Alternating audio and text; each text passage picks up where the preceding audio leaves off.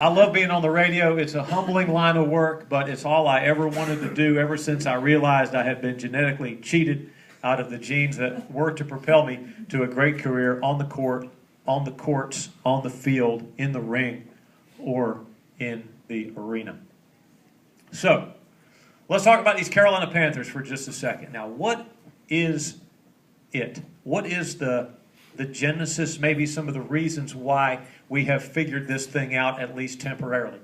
Why have the Carolina Panthers risen up and won 12 games this year?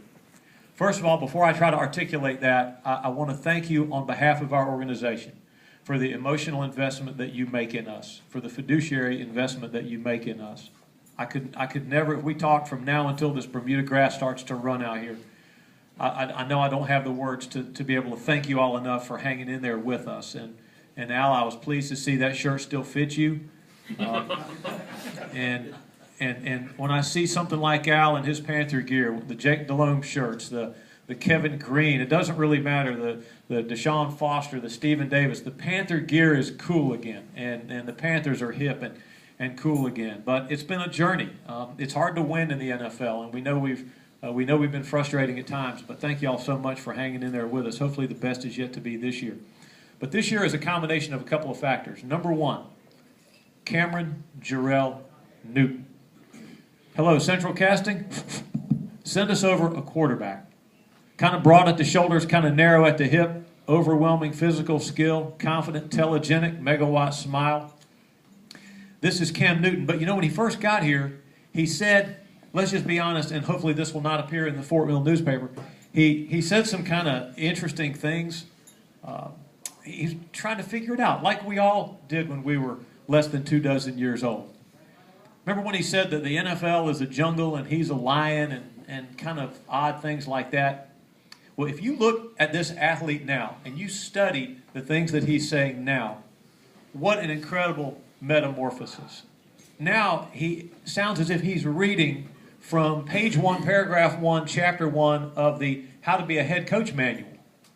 Cam Newton is now deflecting praise. He's accepting criticism. He's trading in the only currency that you can trade in the ecosystem of an NFL locker room, and that is hard work and toughness and grace under pressure. You can't ask to be a captain. You can't say, hey, guys, yeah, I really appreciate it. Captain, vote for me, captain. It's not class president. No, it's not sergeant at arms. It's that C on your jersey that means something in the National Football League. Cam Newton was voted a captain by his teammates because he's done the work. At Spartanburg this year, where we trained, the two last guys off the field, and I was there for I stayed in a dorm down there like I always do, and so I was there for every practice. And I saw this with my own eyes. I'm reporting to you with a high degree of journalism and credibility on this, that the two last guys to leave the practice field, almost every practice, were Luke Kuechly and Cam Newton. And so Newton has done the work. He's turned a maturity corner. He's worked very hard on his ball geometry. His passing motion now is much more compact. He's not a winder-upper like he used to be. And he combines this aptitude for this great game of football with the study, the work, the film study. He was there last night. Yesterday was the players' day off, and Cam Newton was there late with Mike Shula working on San Francisco, working on route combinations, working on things.